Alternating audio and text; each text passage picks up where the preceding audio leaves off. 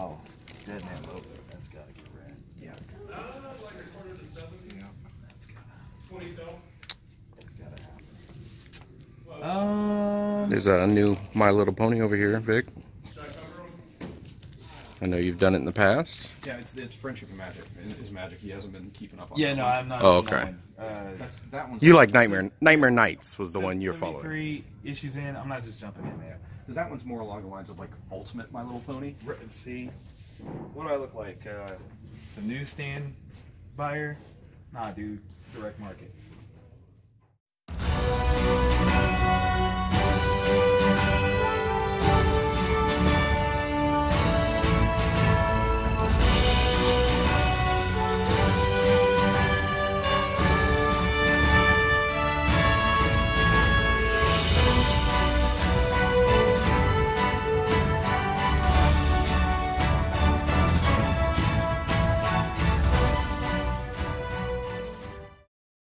Hello and welcome to a brand new episode of Black, White, and Red All Over. I'm Victor Dandridge. Ryan Seymour. We've got a very interesting Yes. mix of books this week. Yes. Despite the fact that we're going into the Christmas holiday season, I feel like a lot of our books have a very dark slant right now. Yeah, like, they do. I mean, they really do. So we got Batman, we got Right. Hardcore, which I underordered. See, we both did Dead Man Logan, and we both did the festive A Walk Through Hell. So yeah, it's beginning to look a lot like okay, we might want to talk to somebody. All right, so we both have Batman up here on the rack, but then we have two different ones. Yeah, we both did Hardcore. I went Aquaman. And you went with. I went Batman, or my other one is Killmonger. Which is also a fairly. It's not. It's not about hugs. It is not about hugs. Actually, I want to talk about Killmonger because I feel very strongly about this book. Then go forth. So here's the thing: we are getting a very movie-inspired retelling, redefining aspect of Killmonger's story. It's a great move. However, it's one of those things where by positioning Killmonger in this way, it always will beg the question of, well, how come he hasn't had interactions with certain people up until this point? And they are giving us those interactions. Oh, okay. Yes. In the previous episode or issue, I know, right? On a previous episode where I talked about that issue, he's brought before Wilson Fisk. And the notion of Killmonger being a hired killer that, you know, to the scale that he is, you're like, well, yeah, Kingpin should... That would make perfect sense. Kingpin should hire him, talk about it, you know, see what he does. So to re-establish his place in this modern Marvel universe is kind of an interesting thing. It's up there with, you know, why did Punisher never shoot the Mandarin in the face? Well, he has now, and we've rectified, and now we see that in a more grounded Marvel universe, that should have happened. At the UN, you know, whatever. But no, like this particular one takes that a step further. And again, when you talk about the assassins that Kingpin has employed, if Killmonger is now amongst them, how do the others feel about it? It's a good question. That is a great question. And I can't wait for the next issue to answer how some of them feel about it. Like, that's good stuff. Because, I mean, we've seen in previous things, his mercenaries get a little territorial. They feel a certain kind of way if someone bumps into their job position, you know, get to stabbing you with stuff that belongs to you, you know, rude, but just throwing it out there. So Killmonger 2, definitely a good read. Very cool. It was very cool. I went Aquaman. Okay. And that is an entirely new creative team on it with this issue. Kelly Sue DeConnick taking over the writing. Ooh. Yeah. And then we've got Robinson Roca doing the art. Okay. And it's kind of interesting because with Marvel, whenever there's a new movie, they put out a #1 for that particular character. Right. So DC's kind of doing this. It's still the same numbering sequence, but it's a very new take on Aquaman. He has washed up on some island, and he has no memory whatsoever. Yeah, and the other people that are on this island also have a similar sort of thing where they washed up on the island and they don't remember much about their lives. So there's this kind of mystery where he's trying to figure out who he is. He just knows that how to phrase it. He's not among them. Like Okay. he's a different type of person, but he doesn't really know. Right. And the people there are convinced that they've done something to anger the ocean because they can't get, every time they cast their nets, it's just nothing but dead fish. So wow. Yeah, so it's got kind of this mythic kind of vibe to it. It's real high concept, and I enjoyed it. But it's weird that they're coming out with something like this Right. when the Aquaman movie's out, and it's a little bit more straightforward. It's a lot more straightforward. Yeah. Okay, so I've already seen it, and what's interesting to me is, and I was talking about this off camera, is that they put so much into it without giving it the room to be this mythic story thing. Like if they had given it a Christopher Nolan, allowance, 3 movies, great, a Peter Jackson something, we could have got something like pretty amazing. Yeah. So you're right. It is kind of strange that in the books they're going to go that route. Yeah. When this very popular, actor and feature doesn't quite do the same. And it doesn't look like there's going to be any of the villains from the movie. I don't know how they're going to factor into any of this story. Interesting. Like, so Kelly was writing the first issue is just awesome, Right. But it's just kind of weird its placement in terms of pop culture and what's going on right now. So That's a colorful one. Yeah. Yeah, I enjoed it. I recommend if you're looking for something go back and Aquaman, check that out. yeah, definitely Okay. pick it up. Okay. Good stuff. All right. So we want to talk hardcore? Oh, see, I'm torn. I almost want to get Batman out of the way just because I don't know what to say about it. Sure, that works for me. Because yes. I don't know. We're in a new arc, Nightmares Part 1. The great Tom King is weaving many tales here. And if you were reading the previous arc, I feel like he left a dangling thread on purpose, of course, that we're going to circle back to in some capacity where it's going to have a bigger play. This book is another of the you had to have read if you weren't this run first. If you weren't familiar, there was the issue, was it 38? 38, right. Where there's this kid that wants to basically become Batman. Right. So he orchestrates the death of his parents to kind of kickstart that, Because everybody knows that Batman's parents died. Yeah. Because it's public knowledge. Yeah. Right? Right. I don't know. I don't know. No, like when you phrase it that way, it's like, why did he do that? Because who else knows this? Yeah. But somehow this kid does know. I'm sorry. I didn't mean to take that away from you. I'm sorry. But it was okay. It was literally one of the things. Why'd you say Martha? I can answer that question. But no, that's the kid makes this plan. Yeah. But gets caught and now has a murderous obsession. Right? Like, once you get into the reality of this, man, that's dark, man. Yeah, it's this kid who's just a killer, but like in such a weird, confused. Wait, you can't say that part. That's a spoiler. Oh my gosh. That's a spoiler.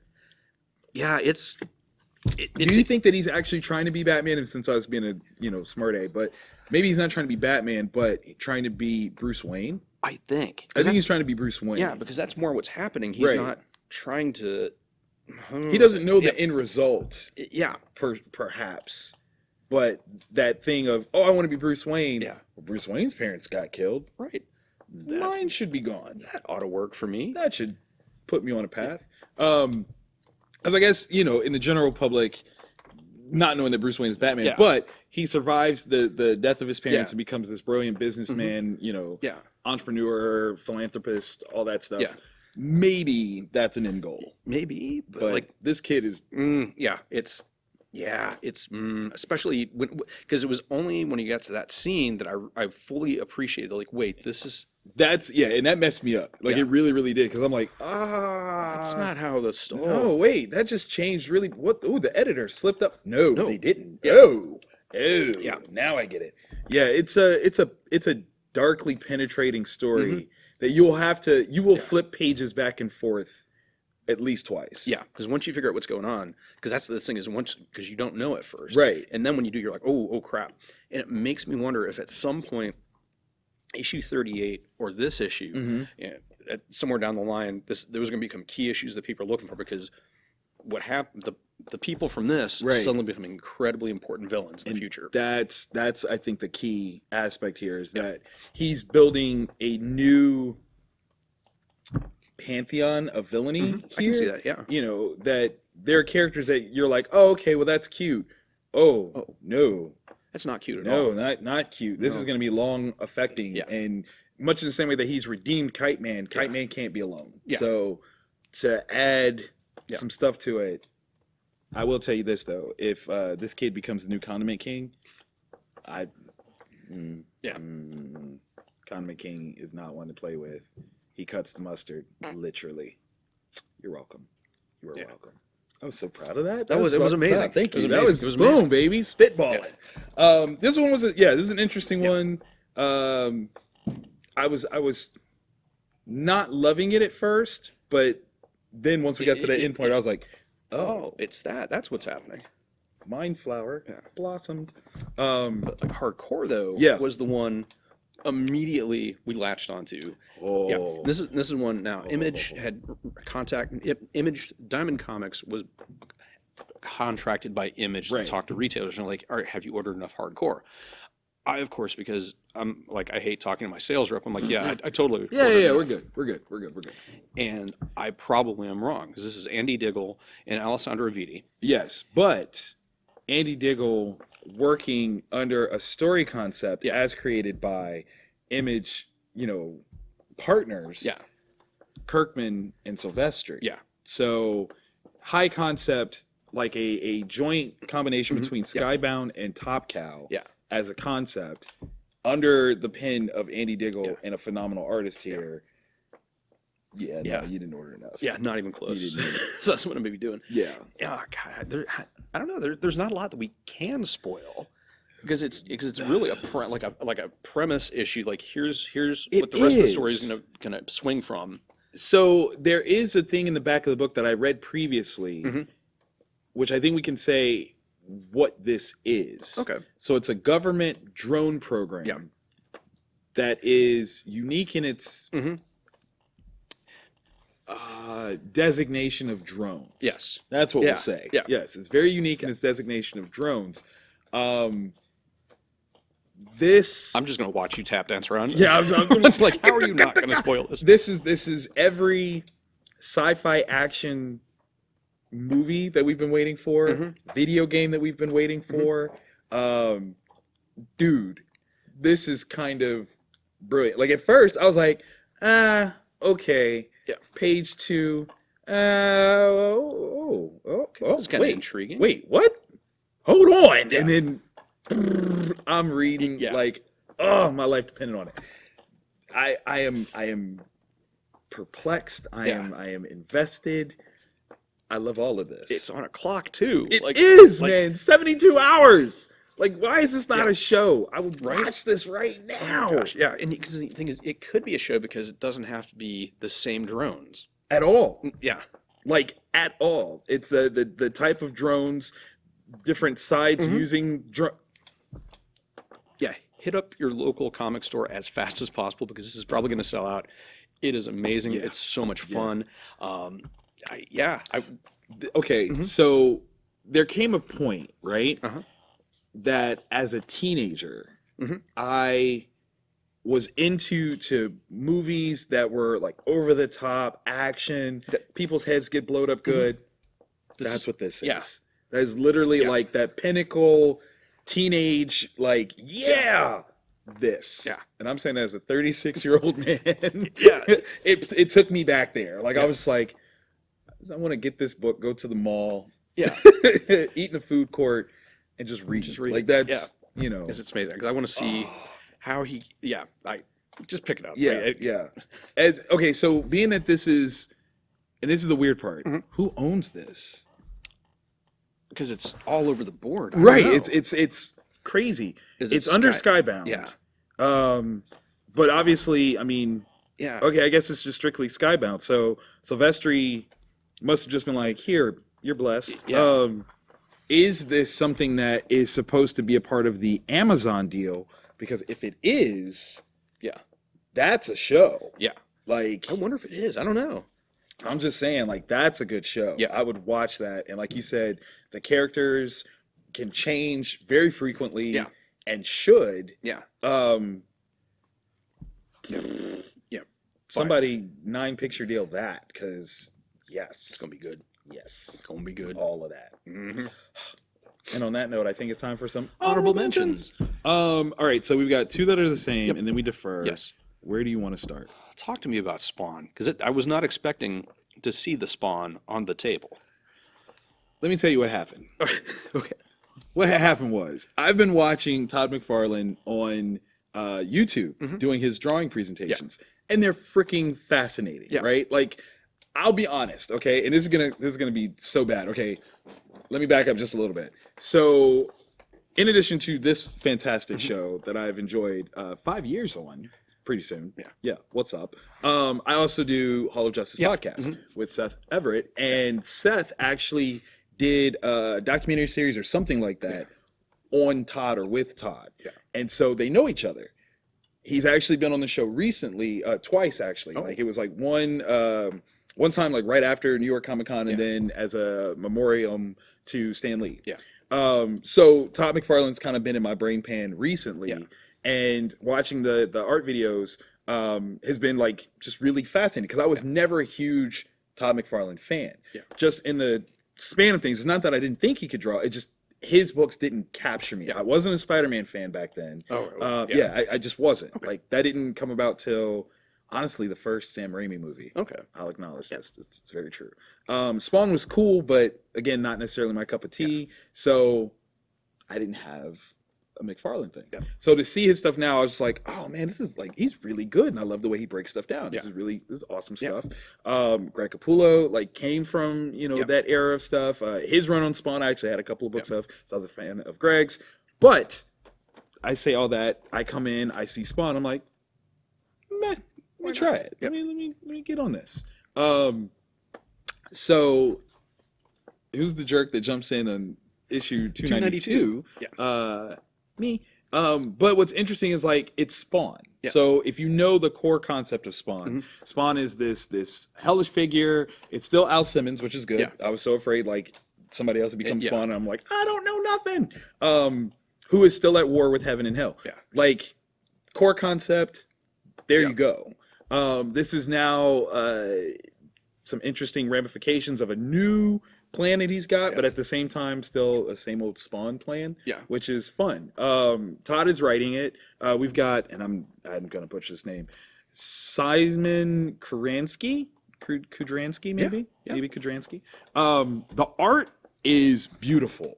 Like there's outright, like check this illustration out. Like I have to call it just like that. Oh yeah, because that's not just a drawing, right? Like this is art. It's a heck of a splash page. I can't even imagine like who took the time to do this. Like this is nuts. Oh man. I feel like master illustrators do this and then they're done. Like they're like, and we're not drawing anymore. Wait, there's another one. Look at that. Oh wow. Do they touch? Do they? No, they're just independently. Oh my gosh. It's amazing. So it's interesting, it's fun. I'm also kind of like, getting ready to re-look at my own publishing career. So I've been looking at other things like, so Dave Sim had 300 issues of Cerebus. This is almost at 300 issues. Like, just things like that. So, again, that's why. I know, it's random. I just want to try something different. Something that's not my normal wheelhouse. And I was like, Spawn. Sure. I enjoyed it, though. I definitely enjoyed it. It was good. What you got? 'Tis the season. The most Christmassy book up here. Klaus and the Crying Snowman, Grant Morrison and Dan Mora. This is the third installment of the Klaus books, right? Which is Grant Morrison's twisted version of Santa. Like Santa D&D style. I was gonna say Warrior Santa. And like the first one, I really dug. Right. Second one was kind of meh, but meh. This one, I don't know what was happening. They're fighting Surtur. They're like on Titan, like the Moon Titan, clock people from Mars. I don't even know.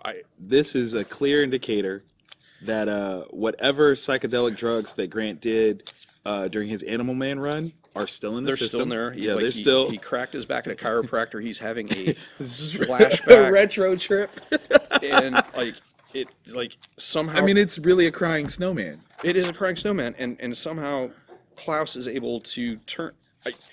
I don't even know. Like what? So here's the thing. All right, I read a lot of stuff that makes no sense. Like my first marriage's wedding vows.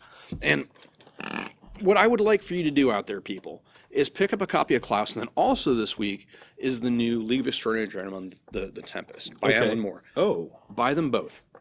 Read them both. Tell me which makes more sense. Write an essay. Because I don't know what the heck happened. Thesis. Write a thesis.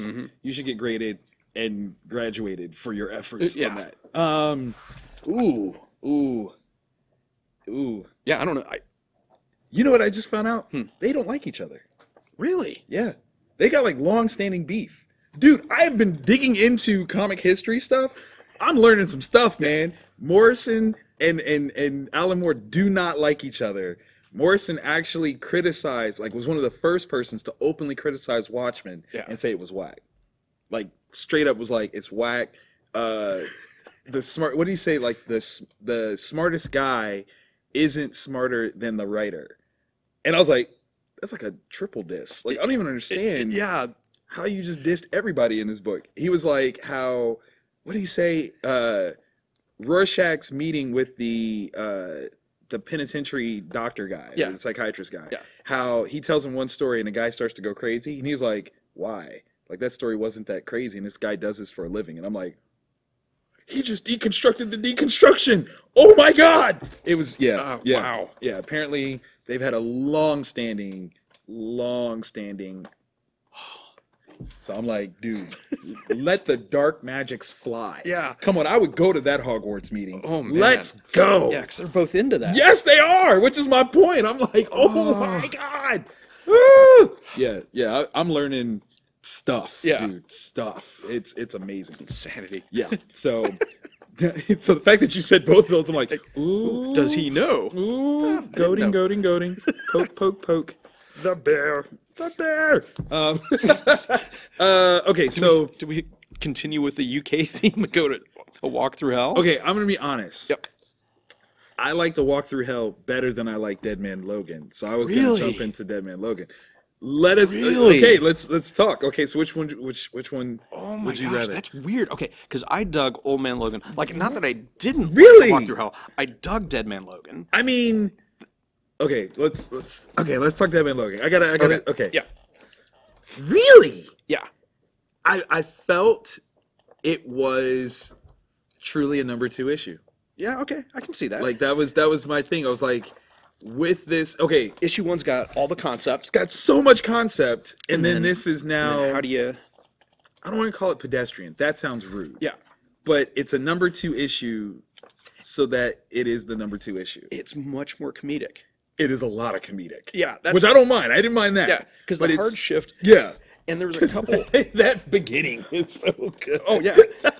And there's a couple moments where like.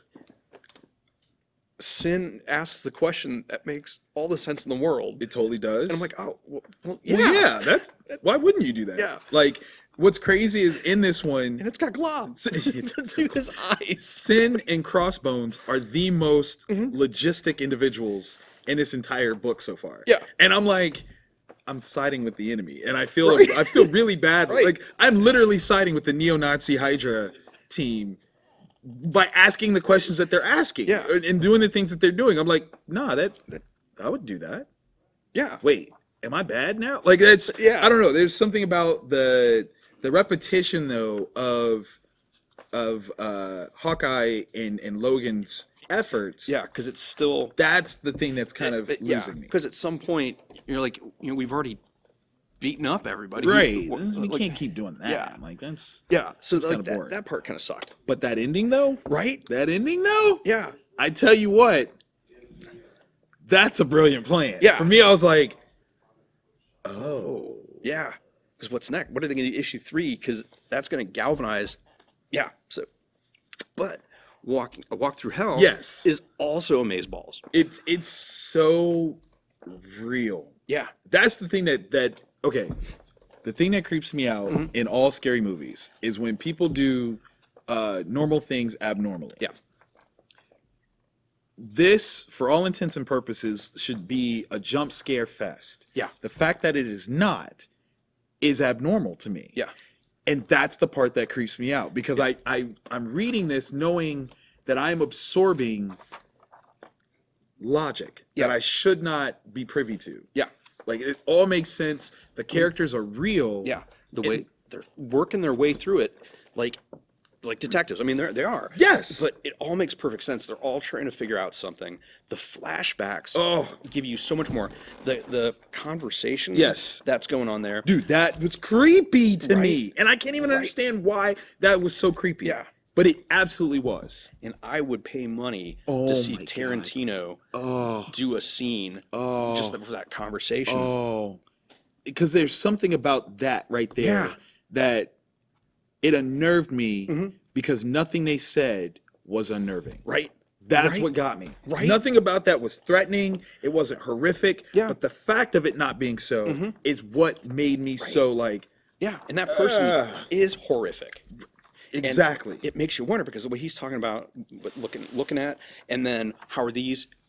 Yeah. Then you're just like, is it? Whoa. Yeah. That's right. What a statement. So that's why I liked A Walk Through Hell more this time around because I felt like it took me somewhere. Yeah. It took me somewhere. It moved things forward. It definitely did. But I mean, like literally me, I'm like, this is creeping me out. And I just didn't feel as moved by Old Man Logan until the end. Yeah. Or Dead Man Logan. Because once that happened, then I was like, I'm in. I'm back. I'll be back for issue 3. Yeah. Issue 2 was definitely an issue 2. But I guess, comparing to Grant Morrison again. Yeah.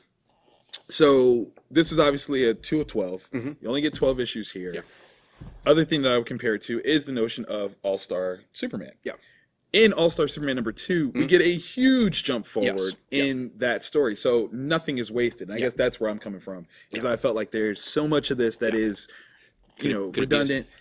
Could it be a 6 issue? Could it be an 8 issue? Yeah. Do we cut those out? If we're gonna do 12, let's dig in. Yeah. Let's get real meat and potatoes and just eat it. Yeah. And this was a little. Would you like some salad? We got some salad, some bread. You want some more bread? And then at the end they're like, here's steak. And I was like, whoa, I wasn't ready. The palate wasn't clear yet. It took me a second. I'm like, what, huh? Yeah. And guys, hello. Problematic. Yeah. So, good spread though. Yeah. Like there was nothing that I didn't like. Yeah. Like I think that's the best part. Despite the fact that it was totally dark stuff. Yeah. Oh my goodness. Yeah. I'm glad we can laugh about it. Yeah. That's important. Yes, very, very important. Yes. I wonder which one we're gonna spoil. It's probably gonna be something hardcore. I think, yeah. I was thinking the same thing. Yes. All the yes. If you guys are not members of our Patreon, please consider it because we get into, we tear apart, we open up, and we look inside. Page by page, panel by panel. Believe it. Believe it. Yep. We go in. As always, thank you guys for watching. If you're not a subscriber, click that button. Please do so. And the bell so that you get notified. We're on our way to 1,000 subscribers. Yep. Jeremy, where are we at on that? 953. Yeah, so 47. So close. 47. So close. 47 of you could be the next 47 that just join. Yeah. Just join. If you guys get us to that before the end of the year, I promise Ryan will go streaming somewhere. I said streaming. I still got my Dr. Manhattan cosplay. Oh my god. So blue. Blue's Clues. Just so Blue's blue. Clues.